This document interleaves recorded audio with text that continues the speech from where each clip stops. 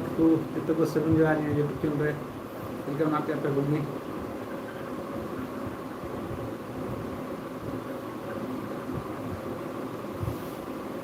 जगदीश की मुनिया उसे फटाफट उनको लाइव रे गलमरावा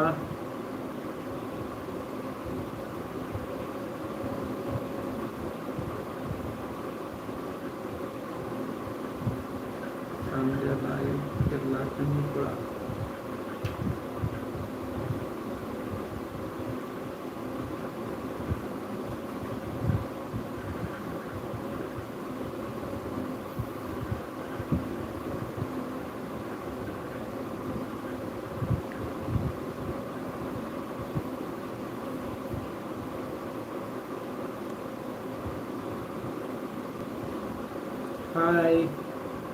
udah live page belum na? Kamu dulu फटाफट कमेंट कर दे।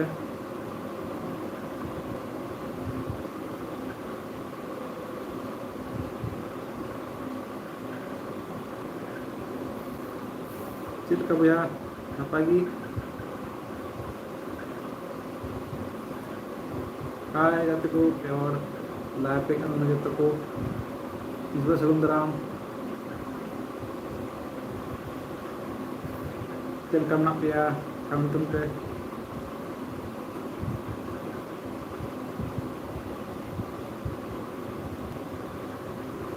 Kaya tu 5 जना live pada serau serau Nandu bhai hai kami muka di serau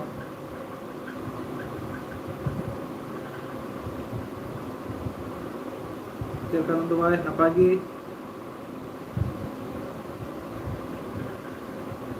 ठीक है हाल चाल ठीक है भाई अपना बताइए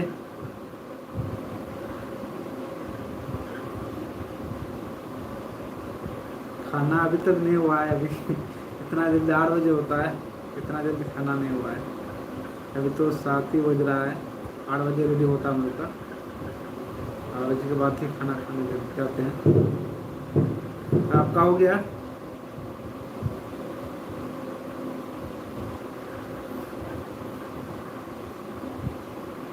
अगर तो कमेंट तुम पे फटाफट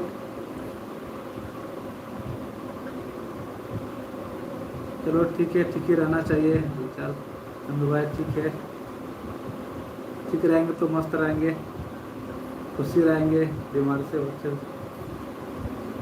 बचा रहेंगे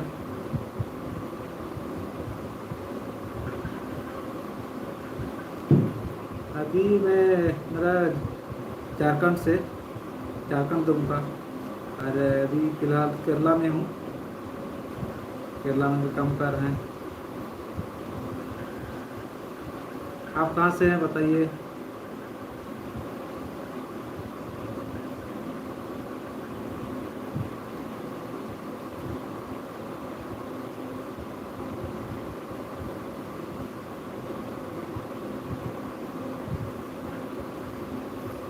केरला में अभी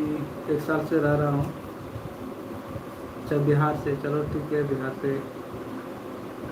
का दोस्त भी इधर है मेरे साथ काम करते हैं खुद मेरा मैनेजर है सीनियर मैनेजर वो बिहार का है मुजफ्फरपुर से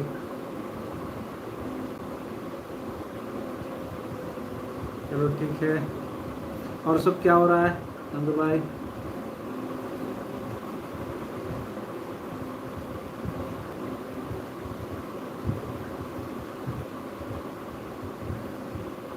बहुत बहुत धन्यवाद कमेंट किया इसके लिए हाल चाल पूछा अच्छा लगा बात करके और सब क्या हो रहा है बिहार में गांव में है ना बाहर में है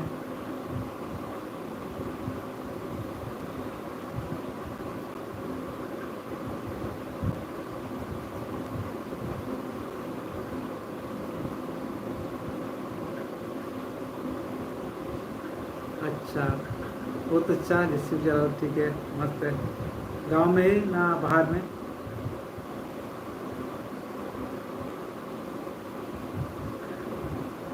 मेरे कंपनी में भी है एसी वाला, अभी तो बगल का, तो बगल में ही रहता है। वो बिहार का नहीं है, अभी एमपी का है, वो एमपी का।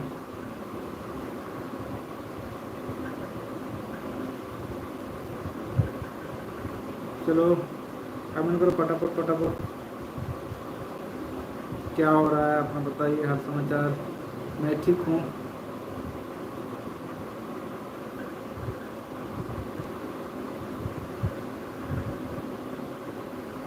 ओके, थैंक यू लाइक किया उसके लिए, थैंक यू। आपका चैनल में भी लाइक करेंगे। नंदू भाई, ओके, रिसर्च करता है।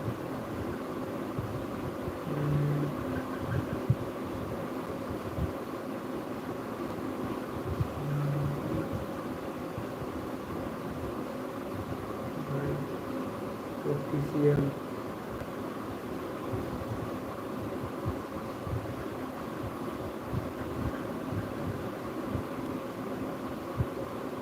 नंदू भाई ऑफिशियल।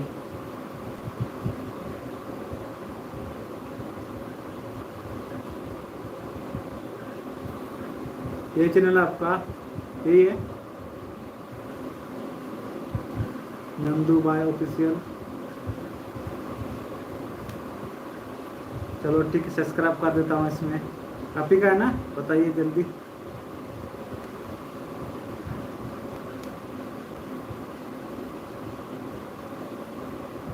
5 सब्सक्राइबर है।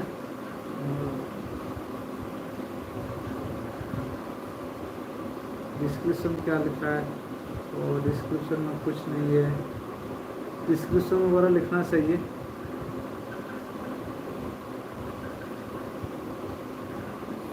क्या यूट्यूब पे इंटरेस्ट है तो अच्छा से डिस्क्रिप्शन लिखना है,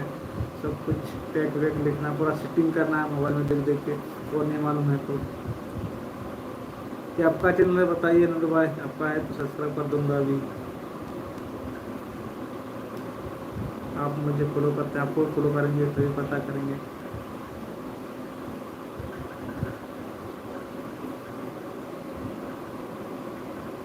चलो ठीक है, जिसका भी है लाइक कर दिया। एक वीडियो है, चलिए केमिस्ट्री क्या हुआ है देखिए।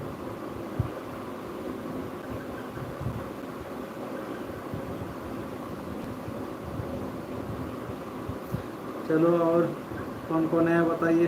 सबका वीडियो लाइक कर देंगे, सब्सक्राइब कर देंगे।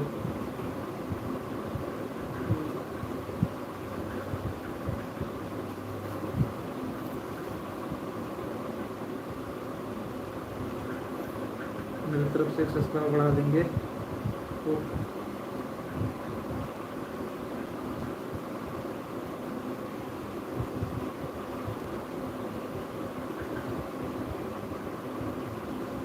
हाय को हाल समाचार ले तुम पे।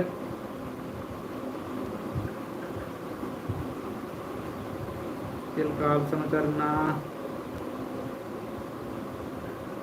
ini orang कमेंट करता नहीं और जी, बाकी orang punya लोग ना लाइव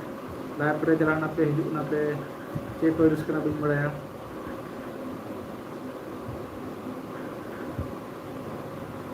चलो मैं ना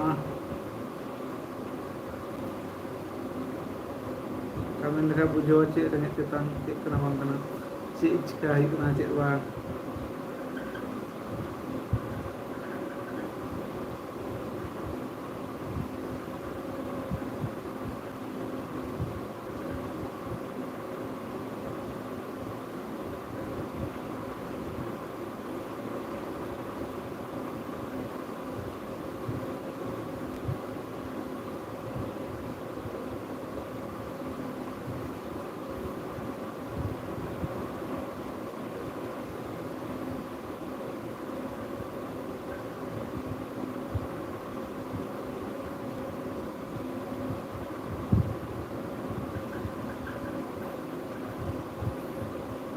lo ate ku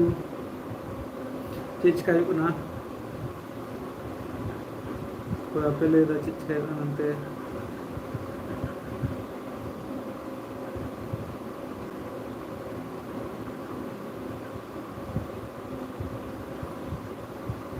फटाफट फटाफट फटाफट कमेंट तो ले तुम पे।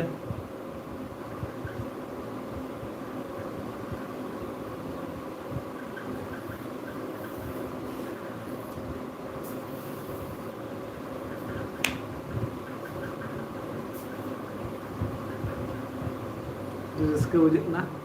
आयमा दिन पर लाइव हुई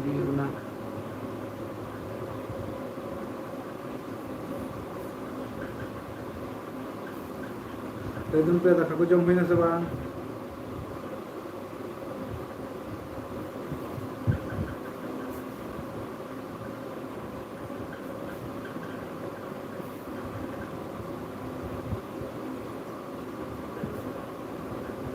दाका जम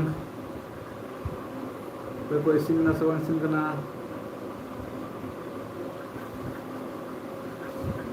कल को नेल दिया नेल करना आप कमेंट दा लाजाव वीडियो दा कमेंट तुम पे तो सिंग वीडियो अच्छा कल भी नेल खा तो कुड़ी लगा लाजाव वीडियो दा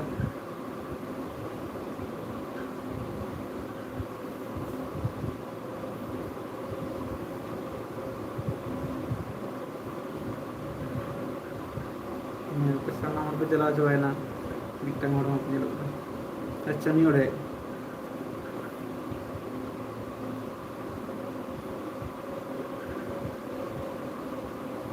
हाय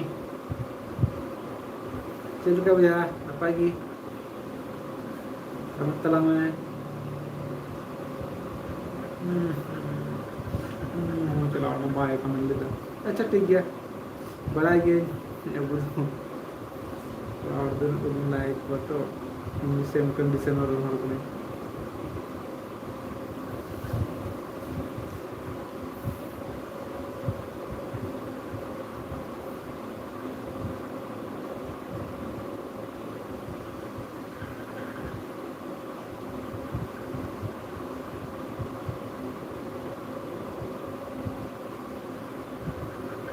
चिलका बुझे ना को आप सुन रहे मैं केरला नहीं आ ले उन पे कमेंट करते हैं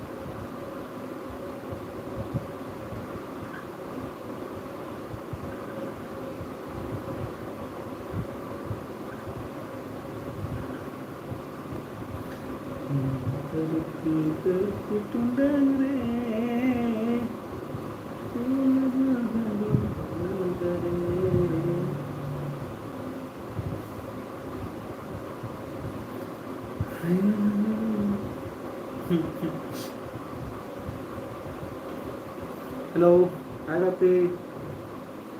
को चल का नपाई गया कमेंट तो लंग फटाफट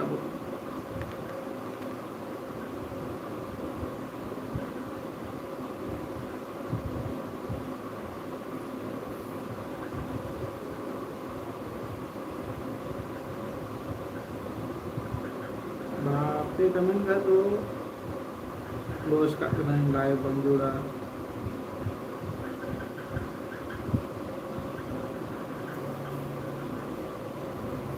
लाइक कमेंट वाला पड़ी तुमना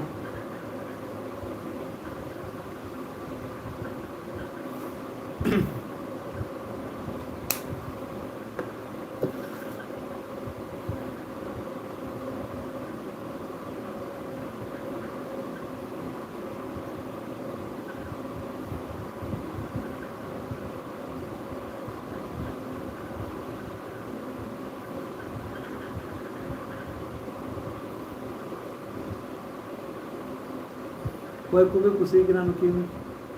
एजे वर्सेस हो जा इन हम खुशी की रखेंगे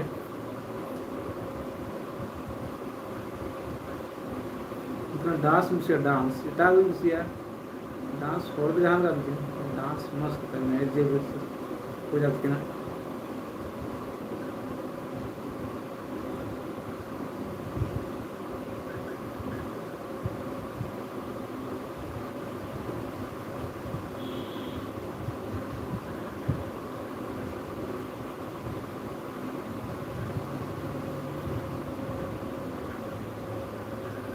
हाय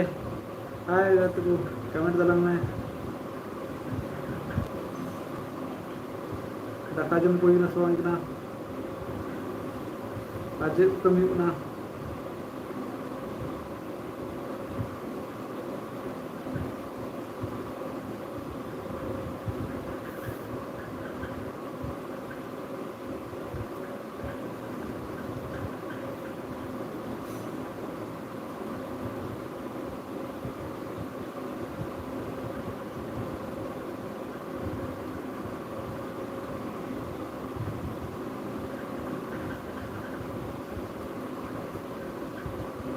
pretty much.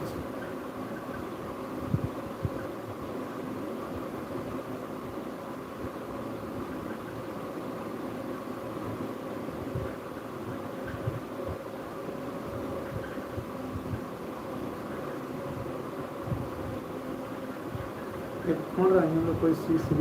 मच रहा इले के सना में अरे भैया को आपे से ले तुम बपला को होई ना बपला सो यार गिरे नहीं दस को ना केला रे तो चिंग ना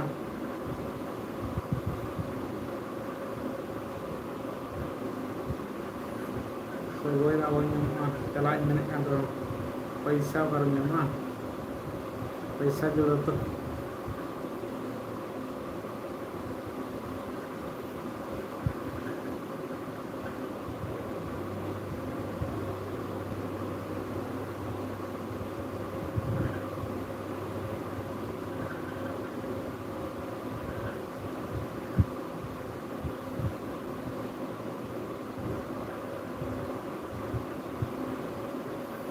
हाय तू ले तला मैं चल का तक बजो मैंने सा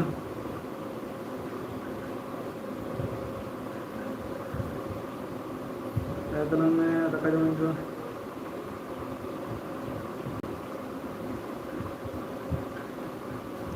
जो जोगिया तेरे ले तो कसागी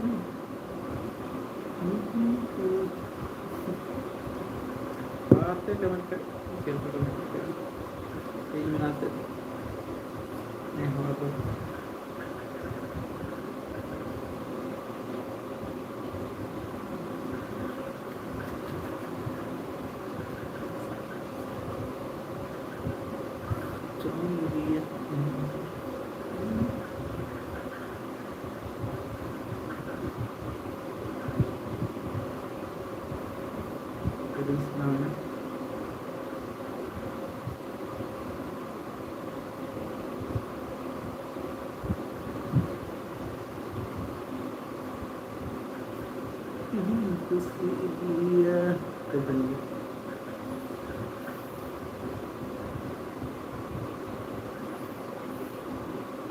Kaya later lang niya kapoy ang do.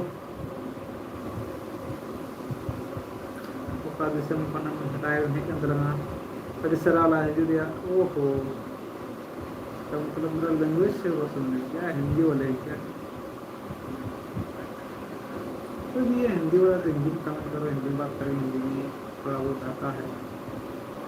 Bangla में बात कर बांग्ला भी कर सकते हैं बांग्ला में हल्का फुल्का आता है हमें तो समझ में आता है इंग्लिश भी कमेंट कर सकते हैं हल्का फुल्का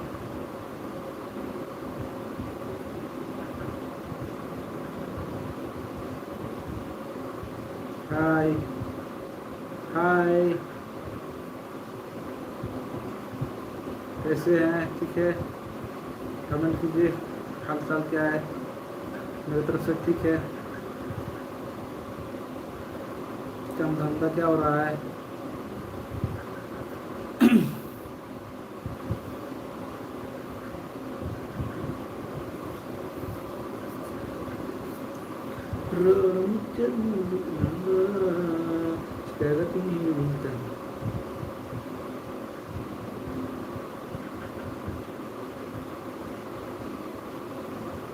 लाल है कि ना यहाँ वीडियो बोलते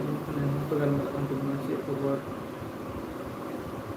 cek banter kayaknya nanti bukan nyelek nah dari itu pegangan bukan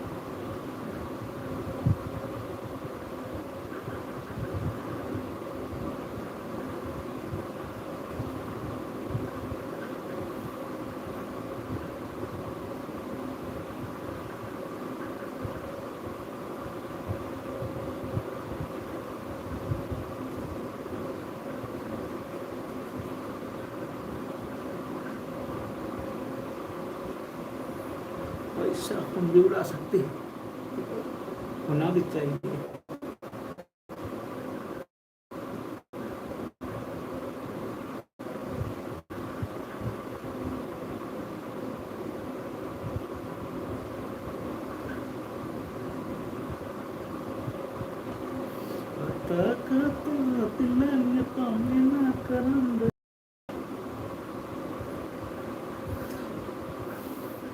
नहीं करते हैं, क्या बात करेंगे,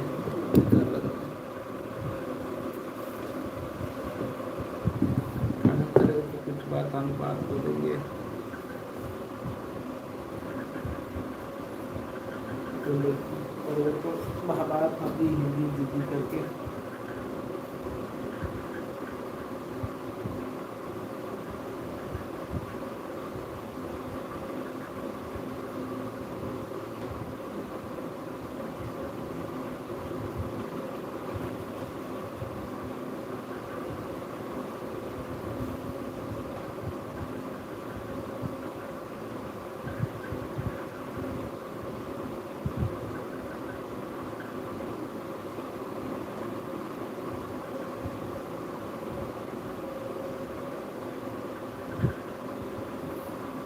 हाय, कैसे हैं सब लोग? ठीक है, मेरी तरफ से ठीक है, बढ़िया है, जबरदस्त है। कपड़ा सब वगैरह हो रहा है कि नहीं हो रहा है? कमेंट कीजिए फटाफट फटाफट, कपड़ा सब कितना तक गया, इसका किसका सुबह हो रहा है, किसका किसका नहीं हो रहा है। मेरी तरफ से 0 ही है, इसके अलावा घंटा सुबह मिलेगा, कुछ सुबह नहीं मिलने वाला है। सुबह हो जाए, काम में जाओ, शाम में जाएगा, आ जाओ, खाओ और जाओ, बस ठीक करना है, ये सब है।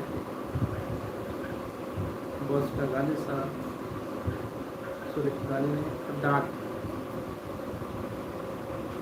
डांट खाओ, गलती होगा, काम नहीं होगा, बस बोलेगा जल्दी करो, वो करो, क्यों अभी तक नहीं हुआ, यही होता है।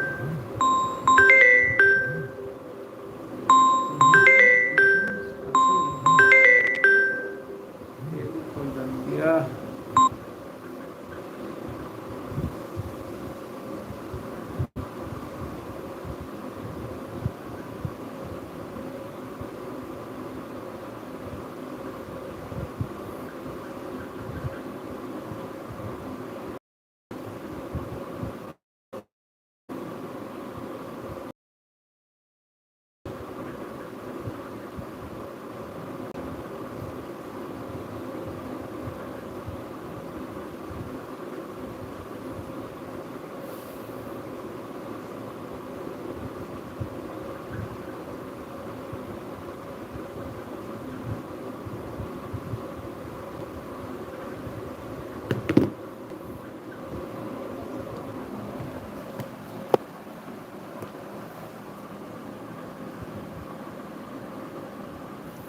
Tele tumpe cek nak pia the best gimana nya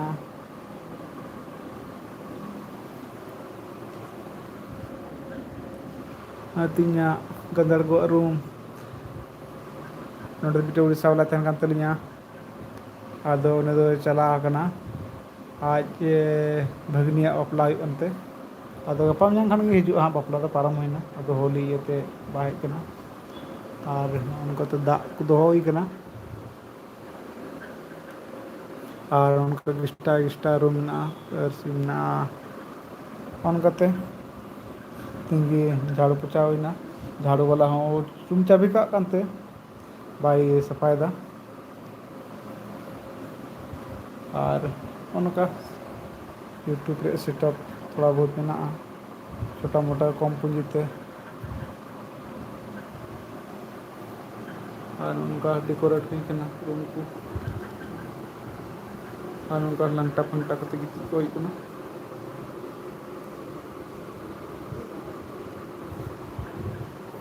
सामान दो होइकना तो बोलते उन पे अंते जम समय हुआ दो जम लेते चला हुआ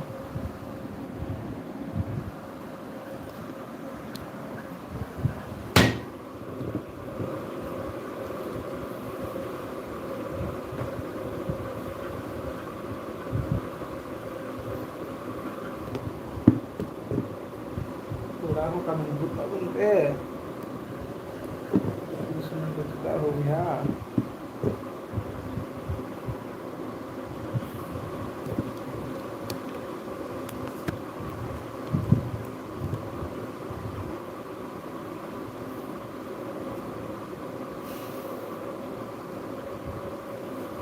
टेम्पो यहाँ से बड़ा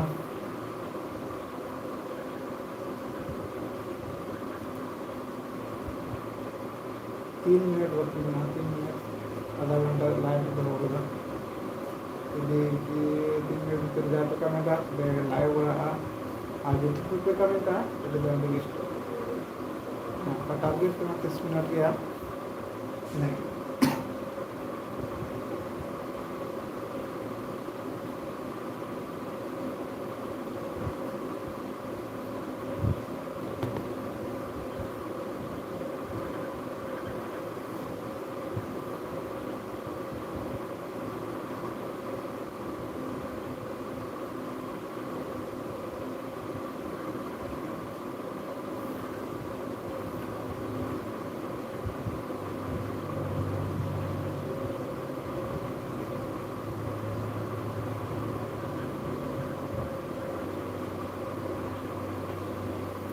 mana mana kedoaan si bilangkan ayatku sudah mana pagi ini kalau mana pagi sudah tulangnya ini sekali kena aku jamuin dah sewa itu jom kena itu 8 हुआ 4 बजे तेरे पर गया था जल्दी चलाई और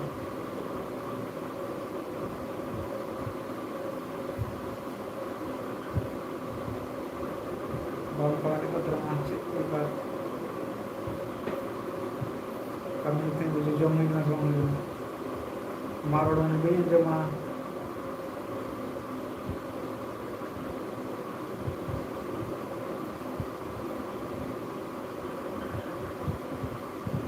Hai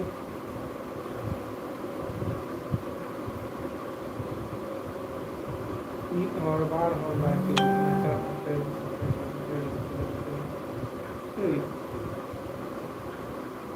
बार हो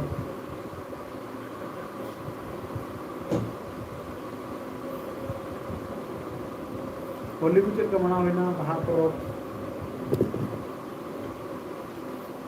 पे होली कैसे रहा कैसे मना हम लोग को तो बहुत बुरी हाल है पूरा हाल है क्योंकि हम लोग साउथ में रहते हैं इतनी छुट्टी भी नहीं मिला मैं तो काम करता था उसके लिए होली के दिन ही जैसे गया था हॉस्पिटल तो उसी बहाने में छुट्टी भी मिल गया छुट्टी लिए तो जैसे दूसरा दिन बाकी सब बहुत नाराज हो गया बिल्कुल छुट्टी नहीं मिला तो उस दिन रेस्ट किया तो मज़ा तो नहीं आया ना होली के दिन होली खेलेगा तो अलग मज़ा अरे क्या करूँ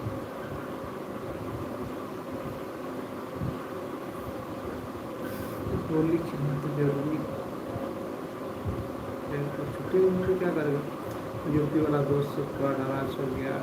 काम में मन नहीं लग रहा है ऐसे सब वो लोग को धमका रहा है उससे जो लेबर सब गया तो उसी दिन होली के दिन काम करने के लिए इसमें क्या हमारा कंपनी में अलग अलग स्टेट का होता है जैसे पूरा उधर नॉर्थ का जाएगा जैसे वो यूपी बिहार का आदमी सब 14 तारीख को छुट्टी किया और बाकी क्या क्या और बाकी सब उड़ीसा वाला है वो लोग पूरा हम लोग कैलेंडर में 15 तारीख है इसलिए वो लोग 15 तारीख छुट्टी किया जो 15 तारीख छुट्टी किया वो लोग गया वो लोग काम करने के लिए गया था 14 तारीख इसलिए हम लोग का हिस्सा हो गया छुट्टी नहीं एक सब ये सब क्या नाटक पता नहीं कोई बोले 14 तारीख हम लोग का है कोई बोले 15 तारीख कंपनी वाला कोई डिसाइड नहीं किया छुट्टी नहीं दिया एक छुट्टी दिन छुट्टी देता तो हो जाता कंपनी बोला चलो दोनों दिन काम कराते हैं इन लेवलों को तो छुट्टी मिल गया क्योंकि उड़ीसा वाला है उड़ीसा वाला को जिस दिन वो लोग का होली है 15 तारीख को वो लोग छुट्टी मिल गया और जो स्टाफ लोग है उनको छुट्टी नहीं मिलती, क्योंकि वो लोग को कोई भी लेबर है तो ड्यूटी जाना पड़ेगा ही, इसकी वजह से उनको छुट्टी नहीं मिलती। वरना एक साथ नहीं लगा, एक साथ सबको छुट्टी मिलेगा तो अलग बात है। क्या कैलेंडर वाला भी सब गलत कर बना देता है, कभी उसका एक दिन किसी का दूसरा दिन, किसी का दूसरा दिन, ये कौन सा तरीका हो गया। अरे इंडिया है तो इंडिया में एक साथ कोई होना चाहिए, ऐसा नहीं अलग अलग स्टेट में अलग अलग डेट। क्योंकि हम लोग बाहर पर मनाते हैं, हम लोग का तो जब उस साल का फूल होता है ना, जब साल का फूल निकलता है उसी के हिसाब से हम लोग जब फूल खिलने लगेगा तो हम लोग बाहर पर मनाते हैं। अभी तो संता होता तो बाहर दारू बढ़ावा में लेना मनाते हैं। और रोल इंडिया में अब बहा जब दो छुट्टी को आना और छुट्टी के बाद नहीं तो बहा में 5 दिन चाहना अभी कम हर बोले हिंदुआ होली को सब को भाया बहा अब मिद दिन बाद दिन रहता है अब तो हुई अब मा दिन को गोटाय kan गया जिस सोराय में धातु सोराय ini धातु बहा बगा बुरिया यहाँ का दिसम ना ममकन का तो बुकमना दो से शिक्षित रूप कम या बड़ा रो जस्ती की पांच बड़ा रूप कम ना ते अपन की मंजी की गोटा लड़का जे बुकम सा बड़ा दिन बहा बुंगा जे का दिन बुंगा नहीं साथ बुंगा ची गोटा के बाद जेलका दुमका डिस्ट्रिक्ट रे 9 तारीख जनवरी को सुराय परिवार साहबगंज से परिवार को सुराय अंदर हुआ संताल में प्रॉब्लम और नते हजू में बोकारो कली कली सुराय वो असली सुरहाय का करना होगा अंतल पर नोतर करना उसके बाद तो बिना लाश चला पापन के नुकु बिछाया निदाते बम हुई kan तो अंत नते जहां पहिल इंटरेस्ट रहेगा उनका बागी नित तो ही तो बोले अलग मजा हो चलो वाले संगठन की दिताले तो वो घंटा संगठन जो नहीं kan खाना तो रहता ना तो बनता आदो को पहिल काम को काम पाई तो ना थोड़ा मोटिवाई हुआ ना तो जहां जिनिस के वो अप्लाई ना कोई बाबू को मनाए का उनका तो बंगा बुरु मना वो इकुन का चैनल बस कुछ चैनल का और ना तो ठीक है ठीक है तो मैंने वो तो प्रोफेशनल किया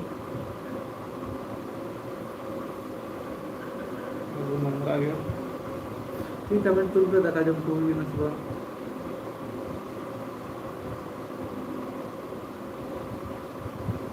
जरूरी जमा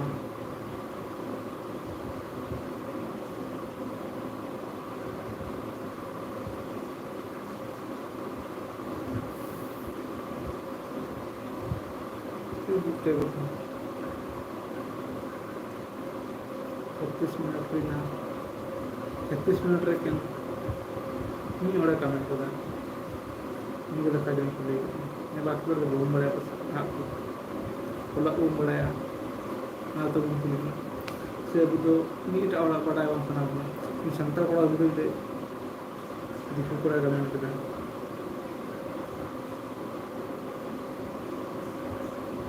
कमेंट तो अब बाकी संतर वर्ष भी मिले करना उनको तो कोई कुली ये संताल चैनल बनाते संताल को तो दिक्कत चैनल बना करना दिक्कत तो कम तो दिक्कत सब्सक्राइब करते हैं मैंने पर सब जाते पूरा भी करना उनको कमेंट कर उनको सब्सक्राइब आते हैं उनको कमेंट किया।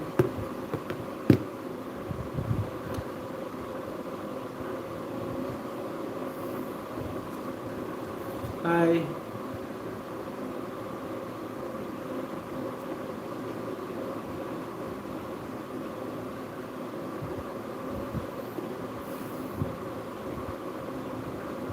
हाय, कमेंट कर मुझे सब मैंने सुबह।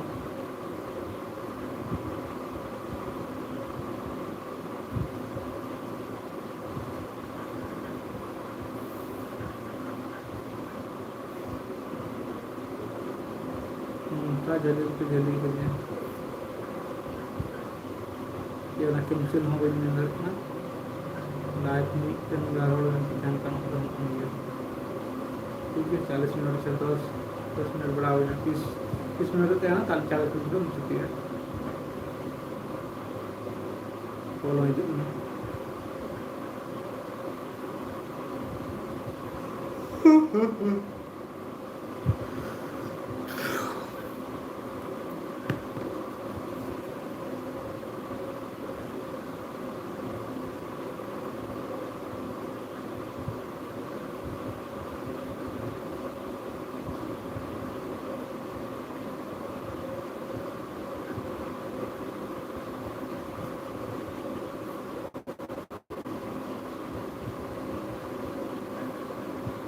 ओके बाय, लगी